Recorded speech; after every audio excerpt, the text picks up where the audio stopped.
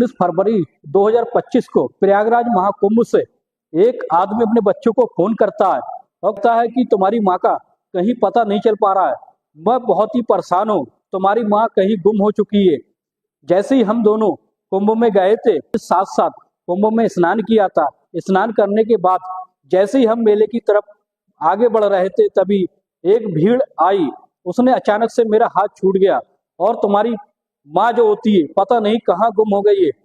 काफी घंटों से मैं उसको तलाश रहा हूँ, लेकिन मैं परेशान हो चुका हूँ और तुम्हारी माँ का कहीं पता नहीं चल पा रहा है। बेटा तुम जल्दी से ही यहाँ कुंभ के मेले में आ जाओ और अपनी माँ को तलाश करो। दोस्तों जैसे ही ये बात उसका बेटा सुनता है, तो सुनने के बाद दोस्तों वो अपनी मामा के पास फोन करता है और कहता है कि मामा, पिताजी बहुत परेशान हैं और कुंभ में माँ उनके साथ गई थी और उनकी माँ का कहीं पता नहीं चल पा रहा है, और ऐसा करो हमें साथ में ही निकलना होगा। वो लड़का अपने मामा को और अपनी बहन को साथ लेकर कुंभ के मेले में पहुंचता है। दोस्तों वो काफी देर तक अपनी माँ की तलाश करते हैं, अपनी माँ का फोटो एक तख्ती पर लगा के चारों तरफ घूमते हैं, जगह जगह थाने में उनकी गुमशुदगी की रिपोर्ट दर्ज कराते हैं। दोस्तों तभी एक ऐसा सच सामने आता है, आप सब हैरान और दंग रह जाओगे। आइए घटना की सच्चाई को जानते हैं, जिसे सुनकर आप भी हैरान हो जाओगे। नमस्कार, आदाब, सत श्री अकाल। क्राइम स्टोरी में आपका स्वागत है। मैं अफसर सिद्दीकी। अगर आपने हमारे चैनल को सब्सक्राइब नहीं किया तो सब्सक्राइब जरूर कर लें, ताकि हमारा मोटिवेशन बना रहे। अच्छी घटना की शुरुआत होती है एमसीडी दिल्ली। दोस्तों दिल्ली के रहने वाले एक व्यक्ति जिनकी उम्र होती है लगभग 35 साल, जिनका नाम होता है अशोक कुमार, उनकी पत्नी का नाम होता है मीनाक्षी। मीनाक्षी की उम्र होती है लगभग 32 साल। अशोक जो होते हैं एमसीडी यानी म्युनिसिपल कारपोरेशन जो ऑफिस होता है, वहां सफाई कर्मचारी होते हैं। तो एक दिन ऐसा होता है, उनकी पत्नी को लेकर वो कुंभ के मेले में जाने की योजना बनाने लगते हैं और वो अपनी पत्नी से कहते हैं, ये काफी दिनों के बाद आया है, ऐसा करते हैं हम दोनों ही कुंभ के मेले में स्नान करने के लिए चलते हैं। कुंभ के मेले में जगह जगह के लोग, बहुत बहुत दूर के लोग संगम में स्नान करने के लिए आ रहे हैं, इसलिए हमें भी वहां जाना चाहिए। दोस्तों इसी तरीके से अशोक जो होता है अपने ऑफिस से कुछ दिन की छुट्टी लेकर अपनी पत्नी को लेकर कुंभ के मेले के लिए प्रस्थान कर देता है। जैसे ही वो कुंभ के मेले में पहुंचता है, दोस्तों पहुंचने के बाद वो इस तरीके से बिहेव करता है जैसे अपनी पत्नी से कितना प्यार करता हो। यानी मीनाक्षी और अशोक जो होते हैं एक दूसरे के हाथ में हाथ डालकर कुंभ के मेले में घूमते हैं और वहां जो भी रीति रिवाज होते हैं वहां संगम में स्नान करते हैं। स्नान करने के बाद अचानक से एक भीड़ इतनी आ जाती है कि उन दोनों का हाथ छूट जाता है। अचानक से जब जैसे ही उनका हाथ छूट जाता है, तो उनकी पत्नी, अशोक की पत्नी मीनाक्षी उनसे अलग हो जाती है।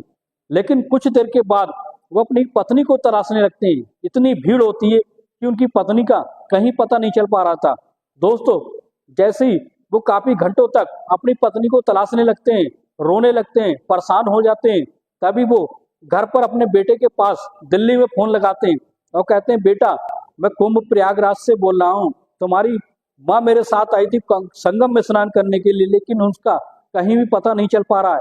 अचानक से वो भीड़ में कहीं गुम हो गई है और तो मैं बहुत परेशान हूँ, काफी घंटों से उसकी तलाश कर रहा हूँ। अशोक के लड़के का नाम होता है आदर्श और उनकी जो बेटी होती है उनका नाम होता है असबनी। और जो असबनी, जब अशोक जो ये बात सुनता है तो अपने मामा के पास फोन लगाता है। उसके मामा का नाम प्रवेश होता है। प्रवेश के पास जैसे ही फोन करता है तो अपने मामा को ये बात बताता है और कहता है कि पिताजी कुछ घंटों से काफी परेशान है और उनकी माँ का, प्रवेश कहता है कि हमारी माँ का कहीं पता नहीं चल पा रहा है, वो गुम हो गई है इतनी भीड़ में और पिताजी बहुत परेशान हैं। और इसी तरीके से वो रो रहे थे। दोस्तों जैसे ही बात प्रवेश यानी उसका मामा सुनता है तो कहता है कि हमें तुरंत ही निकलना चाहिए प्रयागराज कुंभ के लिए। आदर्श, असबनी और प्रवेश जो होता है यानी उनका मामा, ये तीनों ही प्रयागराज के लिए निकल पड़ते हैं। दोस्तों जैसे ही वो प्रयागराज में पहुंचते हैं, पहुंचने के बाद दोस्तों अपनी माँ को तलाश करने लगते हैं और प्रवेश अपनी बहन को जगह जगह ढूंढने लगता है, लेकिन मीनाक्षी का कहीं पता नहीं चल पा रहा। बच्चे इतने ज्यादा परेशान हो जाते हैं और सोचने लगते हैं कि आखिर हमारी माँ गई तो गई कहाँ। दोस्तों एक तख्ती होती है, तख्ती पर अपनी माँ का फोटो लगाते हैं और नाम लिखते हैं और जगह जगह फोटो दिखाकर कई लोगों से पूछताछ करते हैं, क्या आपने हमारी माँ को देखा है? जब काफी पूछते हैं, पूछने के बाद जब ज्यादा ही परेशान हो जाते हैं तो जगह जगह जो पुलिस थाने होते हैं वहां पर जाकर छानबीन करते हैं कि ऐसा तो नहीं है कि पुलिस थाने में, कि ऐसा तो नहीं है कि इनकी माँ किसी थाने में पहुंच गई हो या पुलिस को मिल गई हो, पुलिस थाने में ले गई हो। इस तरीके से वो जगह जगह थाने में जाकर FIR दर्ज कराते हैं, उनकी गुमशुदगी की रिपोर्ट दर्ज कराते हैं। दोस्तों, कुंभ के मेले में उनको एक पुलिस वाला मिल जाता है और पुलिस वाला उस फोटो को देखता है, तो देखने के बाद वो सोचने लगता है कि आखिर मैंने इन्हें कहीं देखा है, और इसी तरीके से वो उनसे कहता है, तो वो पुलिस वाला कहता है कि झुंसी थाने में जाओ, यहाँ तो महिला मिली है, तुम जाकर देखो कहीं वो तुम्हारी माँ तो नहीं है। दोस्तों, जैसे ये बात असबनी और आदर्श और उसका मामा प्रवेश सुनते हैं तो तीनों ही झुंसी थाने में पहुंच जाते हैं। पहुंचने के बाद SHO का इंतजार करने लगते हैं। तो वहां के SHO का नाम होता है उपेंद्र प्रताप सिंह। दोस्तों, जैसे ही कुछ देर के बाद उपेंद्र प्रताप सिंह आते हैं, आने के बाद उनकी मुलाकात होती है। आदर्श, असबनी और प्रवेश तीनों वहां पर बैठकर उनसे जानकारी लेने लगते हैं कि आखिर तुमने हमारी माँ को देखा है, और तुरंत वो फोटो दिखाते हैं। फोटो दिखाकर कहते हैं कि ये हमारी माँ है, ये 17 फरवरी को, यानी 17 फरवरी को कुंभ के मेले में पहुंची थी और उसके बाद से ये गुम है, और उनके पिताजी भी उनको तलाश करने में लगे हैं, लेकिन अभी तक उनकी माँ का कहीं पता नहीं चल पाया। जैसे ही उपेंद्र प्रताप सिंह यानी SHO साहब जैसे उस फोटो को देखते हैं, तो देखने के बाद काफी देर तक देखते रहते हैं, देखने के बाद फिर सोचने लगते हैं। उनके मन में एक कहानी आती है जो घटित हुई थी। दोस्तों, उनके मन में एक ऐसी कहानी चल रही होता है कि जहां पर जो अज्ञात लाशें आती हैं, यानी अज्ञात शव आते हैं, उनको 72 घंटे का टाइम दिया जाता है। 72 घंटे तक वहां पर रखा जाता है। अगर 72 घंटे के बाद उनका कोई अपना उनको लेने के लिए आ जाता है, उस लाश को लेने के लिए आ जाता है, अगर नहीं आता है तो उसको अज्ञात समझकर उसका अंतिम संस्कार कर दिया जाता है। लेकिन अभी 72 घंटे कंप्लीट नहीं हुए थे। ऐसे ही SHO साहब जो मीनाक्षी की फोटो देखते हैं, फोटो देखने के बाद उनके मन में एक कहानी चलने लगती है, और वो कहानी थी 19 फरवरी 2025 की। सुबह का समय होता है, एक मजदूर एक लॉन्ज में टॉयलेट करने के लिए जाता है। जैसे ही वो वहां पर पहुंचता है तो वहां पर उसे एक लाश दिखाई देती है। एक महिला, 35 साल की महिला की लाश दिखाई देती है, और उस लाश में किसी धारदार हथियार से उस पर हमला किया गया था, इसलिए उसकी मौत हो गई थी। दोस्तों, जैसे ही ये बात वो मजदूर देखता है तो चीखने लगता है। चीखने के बाद वो पुलिस को फोन करता है। पुलिस मौके की वारदात पर वहां पहुंचकर उस लाश को अपने कब्जे में लेती है और लाने के बाद उस थाने में रख देती है। उन बच्चों को बताई जाती है, असबनी को, आदर्श को, और उसके मामा प्रवेश को पता चलती है, तो वो दौड़ कर जाते हैं लाश को देखने के लिए। जैसे ही दूर से जाकर देखते हैं तो दोस्तों, उसकी साड़ी जो थी, उस साड़ी से उन बच्चे पहचान कर लेते हैं कि ऐसी साड़ी उनकी माँ ही पहनती थी। और कभी कभी जैसे सुनहरे अवसर पर, जैसे त्योहार पर या किसी शादी के अवसर पर अक्सर उनकी माँ जो थी इस तरह की साड़ी पहनती थी, क्योंकि चेहरे पर उनके चेहरा जो था वो बिल्कुल पूरी तरीके से बिगड़ चुका था, और इस तरीके से चेहरे से पहचान नहीं हो पा रही थी। लेकिन साड़ी के जरिए बच्चे पहचान लेते हैं। फिर क्या होता है, बच्चे फूट फूट कर रोने लगते हैं और कहते हैं कि आखिर ये कैसे हो सकता है, आखिर किसने मारा है उनकी मम्मी को। इसी तरीके से फिर क्या होता है दोस्तों, ये जो बात होती है बहुत आगे बढ़ जाती है। अब क्या होता है दोस्तों, जो HSO साहब होते हैं वो खूनी की तलाश करने लगते हैं, और जगह जगह CCTV कैमरे होते हैं, उनको खंगाला जाता है। तो दोस्तों, एक ऐसा सच सामने आता है, CCTV कैमरे में एक लॉन्ज में, एक ऐसी जगह पर लॉन्ज होता है जहां पर एक व्यक्ति जो होता है मीनाक्षी को ले जाते हुए पाया जाता है।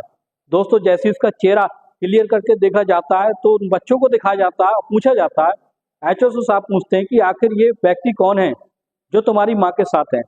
दोस्तों, जैसे ही बच्चे पहचान करते हैं, कहते हैं ये तो हमारे पिताजी हैं। तो दोस्तों, जैसे ये बात उनको HSO साहब को पता चलती है कि लॉन्ज में आखिर के समय में जब इनकी पत्नी को ले जाया गया था, और इस तरह के जब हमने उस लॉन्ज में छानबीन की तो लॉन्ज में ये पता चला उस महिला ने और उस आदमी ने किसी प्रकार की कोई ID नहीं दी थी, और उनकी मुलाकात जो हुई थी एक ऐसे अज्ञात आदमी से हुई थी जो दोस्तों वहीं का रहने वाला था, और उसने बताया था कि उसने बिना ID के उन दोनों को रूम दिलवाया था। कहा था कि हम 4-5 घंटे के लिए यहाँ रुकेंगे, हम गंगा में स्नान करने के लिए आए और हमें 5 घंटे बाद तुरंत ही निकल जाना है। और इसी तरीके से दोस्तों फिर क्या होता है, जैसे ही ये बात सामने आती तो जैसे ही ये बात सामने आ जाती है तो फिर क्या होता है, उनके पिता को कॉल कराई जाती है उनके बच्चों के द्वारा, और पुलिस जो होती है मौके वारदात पर एक ऐसी जगह बुलाती है जहां की उसके पिता को पकड़ा जा सके। जैसे ही उनके बच्चे फोन कर कर अपने पिता को बुलाते हैं, पुलिस वहां मौके पे मौजूद होती है। मौजूद होने के बाद तुरंत उसके पिता यानी उसके पिता अशोक को गिरफ्तार करती है।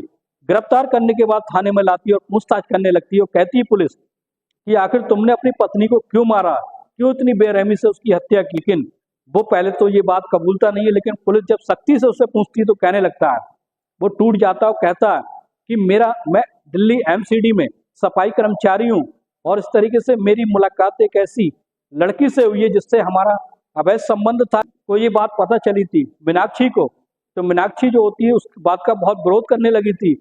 आए दिन उनके बीच झगड़े होते थे, लड़ाई होती थी।